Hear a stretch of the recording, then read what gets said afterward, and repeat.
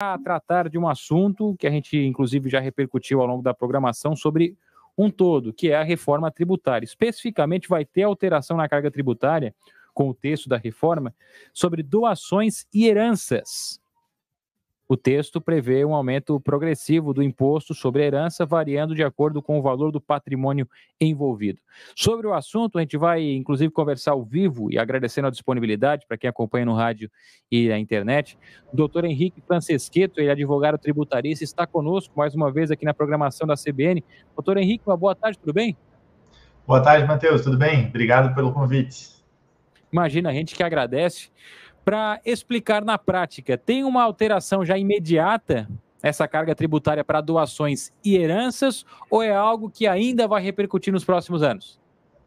Não, Matheus, na verdade é algo que ainda vai repercutir mesmo nos próximos anos, não tem nada imediato, especialmente aqui em Santa Catarina, né? Se a gente considerar que, na verdade, aqui no nosso estado, o ITCMD ele já é progressivo, ele já segue um pouco essa lógica do que a reforma tributária pretende trazer. É que até então, alguns estados poderiam criar o imposto com uma alíquota única, fixa, ou poderiam criar com alíquota progressiva. O que a reforma está fazendo é que ela está tornando obrigatório que seja sempre progressivo, como já é hoje aqui em Santa Catarina.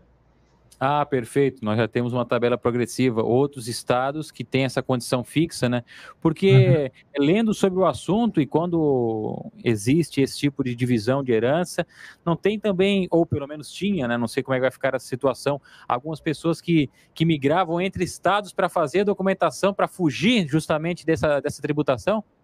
Sim, sim, com certeza. Então, esse é um ponto bem importante também. E esse também daria para dizer que é um segundo ponto importante que está sendo alterado na reforma tributária.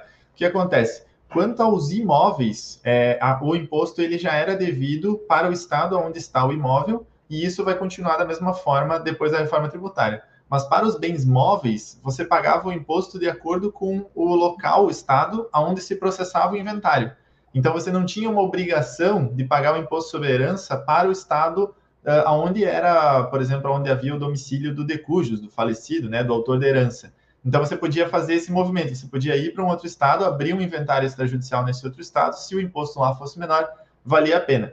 Isso também vai mudar, então as duas principais mudanças são exatamente essas, a alíquota que passa a ser progressiva para todos os estados, e também a questão da tributação dos bens móveis, que então deixa de ser no local onde se processar o inventário e passa a ser no local de domicílio do decujus, ou seja, aquele estado onde morava a pessoa que veio a falecer, que é o que a gente chama de autor de herança. Então não vai mais ter espaço para fazer esse movimento.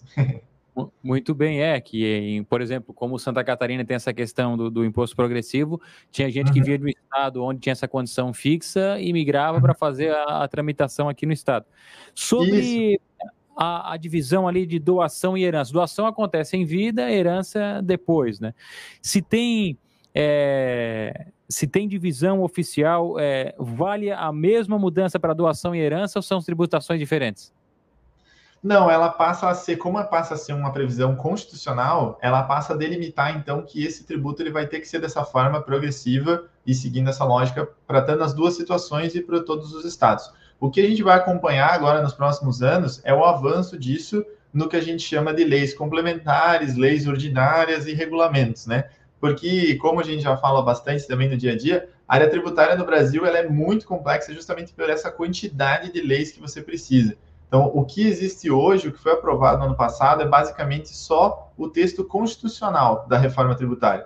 E a partir de agora é que vão começar os debates do que a gente chama de leis complementares, que servem justamente para complementar esse texto constitucional, eventualmente leis ordinárias, conforme elas forem necessárias também, e depois os regulamentos, as portarias, as normativas. Então, a verdade é que ainda tem muita coisa em aberto, o que a gente tem hoje é simplesmente a base. Mas essa base ela vai ser única e não vai dar para escapar por ser da própria Constituição. Até porque a reforma tributária como um todo vai ter um tempo de implementação que ele é grande, né? Não são 10 anos, então, na prática, todo o resto vai ser dentro desses 10 anos. Exatamente. Não, e na verdade também, se a gente for pensar, toda essa reforma que a gente trabalhou até agora, ela era muito focada no que se chama de tributos sobre o consumo. Então, os impostos, os tributos em geral, que oneram a venda de mercadorias ou a prestação de serviços. Aí a gente fala de ICMS, de ISS, de PIS, de COFINS, de IPI, que ia ser extinto, não vai mais. Então, teve muita coisa que foi alterada aí, mas eram outros tributos. Então, o ITCMD, que a gente está conversando hoje aqui, que é o tributo sobre herança e doações, o próprio ITBI municipal, o próprio imposto de renda, o IPTU também, que teve algumas mudanças pequenas agora, mas não era o foco. O foco foi muito a questão da tributação do consumo. Essas mudanças pontuais no imposto sobre herança, elas ainda foram realmente bem pontuais. Então, e a reforma como um todo vai ter esse período de transição até 2033, dando realmente esses 10 anos desde a aprovação, para que se evolua, né? Além de que, vamos ser bem sinceros, assim, vou aqui trazer uma opinião pessoal minha, mas é difícil acreditar que esse calendário vai ser cumprido dessa forma, porque a transição pretende começar já em 2027. É um prazo até curto se a gente começar a avaliar tudo que tem que alterar e tudo que tem que ser criado até então, né? Em situações muito mais simples como a do E-Social, que aconteceu nos últimos anos, a gente teve atrasos aí de mais de 5 anos no prazo inicialmente previsto. Então, é possível que a gente passe até mais de 10 anos, na minha opinião, debatendo esse tema e até que tudo esteja 100% implementado, sabe? É uma regulamentação bem complexa. Agora, voltando para a herança e doação, doutor, para explicar hoje na prática o que está valendo na lei, né, sobre patrimônios. Existe uma divisão entre filhos ou também a parte que é de testamento? Hoje, qual que é o básico quando a gente fala de herança e divisão? Olha, o básico, eu acho que para o pessoal ter uma referência, principalmente nosso ouvinte aqui de Santa Catarina, é basicamente que as alíquotas aqui no estado elas vão de 1% a 7% via de regra, chegando a 8% justamente nessas situações onde envolve testamento ou quando o parente que está recebendo a herança for o que a gente chama de parente colateral. Então, são parentes um pouco mais distantes do autor da herança, daquela pessoa que veio a falecer. Mas o nosso imposto aqui ele vai de 1% a 7%. Então, 1% naquilo que é abaixo de 20 mil e chegando a 7% no valor acima de 150 mil. E aí até vem um movimento importante, Matheus, que a gente viu acontecer no ano passado, nos estados em que tem a alíquota fixa do ITCMD e que tem essa previsão de se tornar progressiva, como Santa Catarina, que foi muita gente fazendo doações de bens em vida. Por que isso? A pessoa se antecipa ao momento do falecimento para pagar esse imposto, no sentido de que, por exemplo, aqui em Santa Catarina hoje, o imposto para bens acima de 150 mil, ele já chega a 7%. Se você tem um imóvel, por exemplo, de 500 mil reais ou de R$1 milhão, a maior parte dele fica no 7%.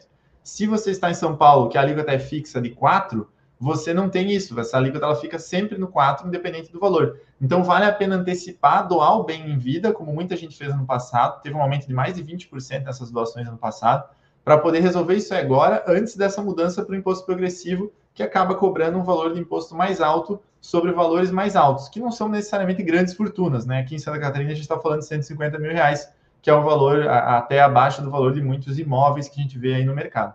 Mas, essencialmente, o que existe hoje é isso. A nossa alíquota aqui vai de 1 a 7, chegando a 8 em algumas situações excepcionais, e passando do 7 sempre quando a herança tiver um valor acima de 150 mil reais.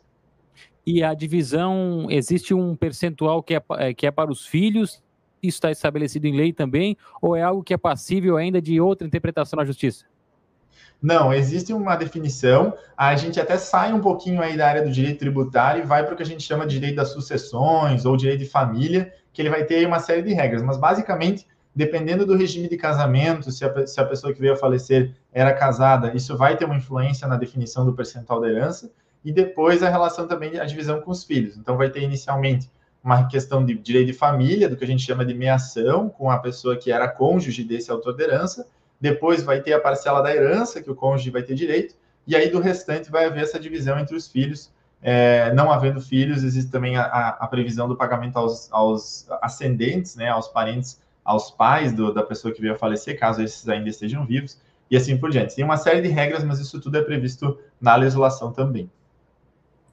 Doutor, para encerrar, a característica dessa alíquota progressiva deve seguir aqui em Santa Catarina ou isso também pode ser alterado anualmente ou é algo que fica como uma política permanente?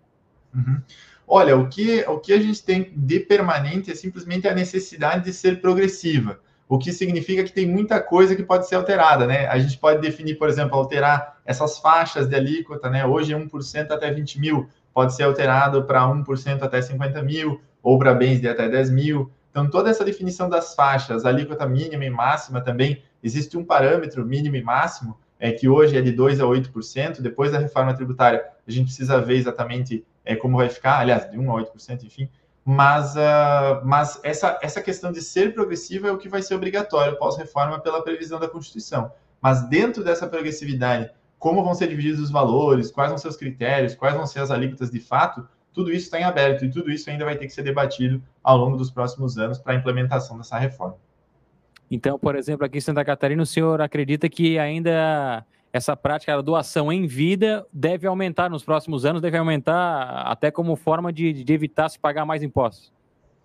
Olha, é possível que sim, não pelo mesmo motivo da alíquota fixa que eu comentei, que é a realidade hoje em outros estados, mas por outros motivos. Por exemplo, como ainda tem muita coisa a ser debatida na reforma tributária, muitas pessoas têm receio de que o governo vá por um caminho de equiparar a tributação da herança do Brasil, tornar ela mais próxima ao que acontece em outros países. Hoje a nossa alíquota máxima é de 8%. Tem países que tributam 20%, 30%, até mais sobre herança.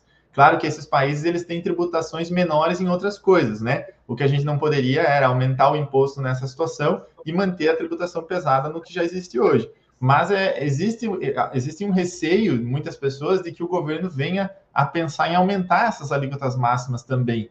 E aí pode ser que muita gente venha a se antecipar, não pela mudança da alíquota fixa para progressiva, mas por um receio de que nesse movimento, nesse momento de alterações, o governo venha a criar uma carga tributária mais alta do que a que existe hoje. Advogado tributarista Henrique Francesquetto, muito obrigado pela atenção conosco, pelos esclarecimentos, um bom trabalho. Muito obrigado, Matheus, pelo convite e fico sempre à disposição. Um abraço. Um abração, bom trabalho.